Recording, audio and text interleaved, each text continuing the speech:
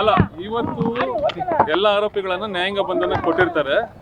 ಈಗ ಅದಕ್ಕಿಂತ ಒಂದು ಬಲು ಮುಖ್ಯವಾದ ವಿಚಾರ ಅಂದ್ರೆ 8ನೇ ಆರೋಪಿಯನ್ನ 19ನೇ ತಾರೀಕಿನಂದು ನ್ಯಾಯಾಂಗ ಬಂಧನಕ್ಕೆ ಒಪ್ಪಿಸಿರ್ತಾರೆ ಮನೆ ನ್ಯಾಯಾಧೀಶರು. ನೋಡಿ, ಈ 8ನೇ ಆರೋಪಿಗೆ ಸಂಬಂಧಪಟ್ಟಂತೆ ಒಂದು ರಿಟ್ ಅರ್ಜಿಯನ್ನ ಇವತ್ತು ನಾವು ಮಾನ್ಯ ಕರ್ನಾಟಕ ಉಚ್ಚ ನ್ಯಾಯಾಲಯದಲ್ಲಿ ನಾವು ಸಲ್ಲಿಸಿದ್ದೇವೆ. ಈ ರಿಟ್ ಅರ್ಜಿಯಲ್ಲಿ ಬಂಧನ ಮತ್ತು ರಿಮಾಂಡ್ ಅನ್ನ ರದ್ದು ಕೋರಿ ನಾವು ರಿಟ್ ಅರ್ಜಿಯನ್ನ ಸಲ್ಲಿಸಿದ್ದೀವಿ.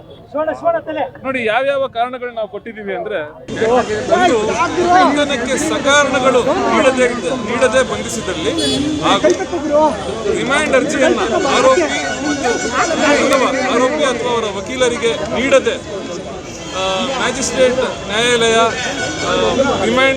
ರಿಮಾಂಡ್ ಅರ್ಜಿಯನ್ನು ಪುರಸ್ಕೃತಗೊಳಿಸಿ ಆದೇಶಿಸಿದಲ್ಲಿ ಅಂತಹ ಒಂದು ಬಂಧನ ಅಥವಾ ಅಂತಹ ಒಂದು ರಿಮಾಂಡ್ ಅದು ರದ್ದುಗೊಳಿಸಲಿಕ್ಕೆ ಅವಕಾಶ ಇರ್ತದೆ. ಈ ನಿಟ್ಟಿನಲ್ಲಿ ಮಾನ್ಯ ಸರ್ವೋಚ್ಚ ನ್ಯಾಯಾಲಯದ ಒಂದು ಆದೇಶ ಅಂದರೆ Prabir ಪುರ್ಕಾಯಸ್ತ versus state of Delhi, ಈ ಪ್ರಕರಣದಲ್ಲಿ ಇದು ಒಂದು ಭಯೋತ್ಪಾದನೆಗೆ ಸಂಬಂಧಪಟ್ಟ ಪ್ರಕರಣ ಆಗಿರ್ತದೆ. ಈ ಪ್ರಕರಣದಲ್ಲಿ ಇದೇ ರೀತಿ ಒಂದು ಬಂಧನದ ಸಕಾರಣಗಳು ನೀಡದೆ ಬಂಧಿಸಿದ್ದು ಮತ್ತು ಮ್ಯಾಜಿಸ್ಟ್ರೇಟ್ ನ್ಯಾಯಾಲಯದಲ್ಲಿ ಪೊಲೀಸ್ನವರು ಸಲ್ಲಿಸಿದಂತಹ ರಿಮಾಂಡ್ ಅರ್ಜಿಯನ್ನ ಒಂದು ನಕಲನ್ನ ಆರೋಪಿ ಅಥವಾ ಅವರ ವಕೀಲರಿಗೆ ನೀಡದೆ ಮ್ಯಾಜಿಸ್ಟ್ರೇಟ್ ನ್ಯಾಯಾಲಯ ಆದೇಶಿಸಿದಲ್ಲಿ ಅಂತಹ ಒಂದು ಬಂಧನ ಮತ್ತು ಅರೆಸ್ಟ್ ಅಂದ್ರೆ ಬಂಧನ ಮತ್ತು ರಿಮಾಂಡ್ ಅನ್ನ ರದ್ದುಗೊಳಿಸಲಿಕ್ಕೆ ಎಲ್ಲ ಅವಕಾಶ ಇರ್ತದೆ. ಈಗ ಈ ಒಂದು ರಿಟ್ ಅರ್ಜಿ ಪುರಸ್ಕೃತ ಆದಲ್ಲಿ ಆರೋಪಿಗಳನ್ನ ಬಂಧನ ಮುಕ್ತ ಆಗುವ ಎಲ್ಲ ಸಾಧ್ಯತೆ ಇರ್ತದೆ.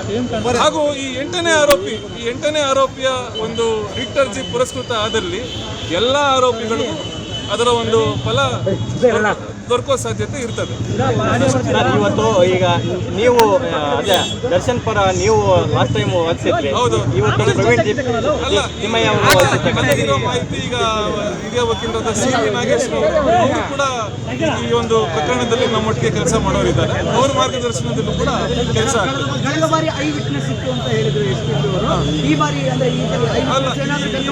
ಈಗ ಆ ಸುದ್ದಿ ಏನು ಬಂದಿಲ್ಲ.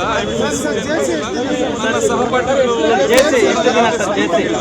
14 ದಿನಗಳ ಕಾಲ ನೋಡಿ, 14 ದಿನ ಅನ್ನೋದು ಅದು ಕಾನೂನಿನನ್ವಯ 14 ದಿನಗಳಿಗಿಂತ ಹೆಚ್ಚು ಯಾವ ಆರೋಪಿಗಳನ್ನು ಕೂಡ ಕೇಸಿನ ಒಂದು ನ್ಯಾಯಾಂಗ ಬಂಧನವನ್ನ ವಿಸ್ತೃತಗೊಳಿಸಲಿಕ್ಕೆ ಸಾಧ್ಯ ಇಲ್ಲ. ಸರ್, ಇವಾಗ ಆರೋಪಿಗಳನ್ನ ಬೇರೆ ಬೇರೆ ನೋಡಿ, ಒಂದು ನಿಮಿಷ. ರಿಟ್ ಅರ್ಜಿ ನಾನು ಹೇಳ್ತೀನಿ. ರಿಟ್ ಅರ್ಜಿ ಬಂದು ಕೇಸಿನ ಒಂದು ಫ್ಯಾಕ್ಟ್ಸ್ ಮೇಲಲ್ಲ.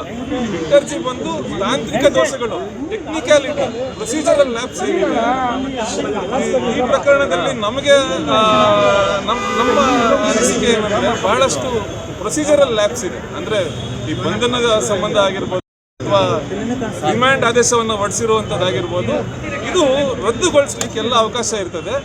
ನಾವು ಜಾಮೀನು ಅರ್ಜಿಯನ್ನ ಸಲ್ಲಿಸದೆ ಕೂಡ ಆರೋಪಿಗಳನ್ನ ಬಂಧನದಿಂದ ಮುಕ್ತಗೊಳಿಸಲು ಎಲ್ಲ ಅವಕಾಶ ಇರ್ತದೆ. ವಿಚಾರಣಾಧೀನ ಕೈದಿಗಳನ್ನ ಬೇರೆ ಬೇರೆ ಜೈಲುಗಳಿಗೆ ಕಳಿಸ್ತಕ್ಕಂಥ ಒಂದು ಇದನ್ನ PCC ಅವರು ಮಂಡಿಸಿದ್ರು ಅಂತಕ್ಕಂಥದ್ದು. ನಾನು ಕರ್ನಾಟಕ ಉಚ್ಚ ನ್ಯಾಯಾಲಯದಲ್ಲಿ ನಾನು ಇದ್ದದ್ರಿಂದ ನನ್ನ ಸಹಪಾಠಿಗಳು ಹೇಳಿದ ಪ್ರಕಾರ ಒಂದು ಅರ್ಜಿಯನ್ನ ಸಲ್ಲಿಸಿದ್ದಾರೆ. ತುಮಕೂರು ಜೈಲಿನಲ್ಲಿ ಕೆಲವೊಂದಷ್ಟು ಆರೋಪಿಗಳನ್ನ ಅವರ ನೆಲೆಸುವಂತೆ ಒಂದು ಮನವಿಯನ್ನ ಕೊಟ್ಟಿದ್ದಾರೆ, ಅವ್ರನ್ನ ಇರಿಸುವಂತೆ. ಅದಕ್ಕೆ ಸೋಮವಾರ ನ್ಯಾಯಾಧೀಶರು ಆ ನಿಟ್ಟಿನಲ್ಲಿ ವಿಚಾರಣೆ ನಡೆಸೋರಿದ್ದಾರೆ ಅಂತ ಮಾಹಿತಿ ಇದೆ. ಜಾಮೀನು ಅರ್ಜಿಯನ್ನ ಸತ್ರ ನ್ಯಾಯಾಲಯದಲ್ಲಿ ಸಲ್ಲಿಸತಕ್ಕದ್ದು. ಈಗ ಮೊದಲು ಅಂತಿಮ ರಿಮಾಂಡ್ ಅರ್ಜಿಯನ್ನ ಸ್ವೀಕರಿಸಿ ನಂತರ ಜಾಮೀನು ಅರ್ಜಿಯನ್ನ ನಾವು ಹಾಕೋರಿದ್ದೇವೆ. ಈಗ ಈ ರಿಟ್ ಅರ್ಜಿ ಏನಿದೆ, ರಿಟ್ ಅರ್ಜಿ ಪುರಸ್ಕೃತಗೊಂಡಲ್ಲಿ ಆರೋಪಿಗಳು ಜೈಲಿನಿಂದ ಬಿಡುಗಡೆ ಆಗೋ ಎಲ್ಲ ಅವಕಾಶಗಳು ಇರ್ತವೆ. ಅದು ಮಾನ್ಯ ಕರ್ನಾಟಕ ಉಚ್ಚ ನ್ಯಾಯಾಲಯದ ಒಂದು ವಿವೇಚನೆಗೆ ಬಿಟ್ಟದ್ದು. ಎಲ್ಲ ಆರೋಪಿಗಳಿಗೂ 14 ದಿನಗಳ ಕಾಲ ನ್ಯಾಯಾಂಗ ಬಂಧನಕ್ಕೆ ಅವರನ್ನು ಒಳಪಡಿಸಿದ್ದಾರೆ. ನ್ಯೂಸ್ ಫಸ್ಟ್ ನಿರ್ಭೀತಿಯಿಂದ ನಿಮ್ಮ ಪರವಾಗಿ.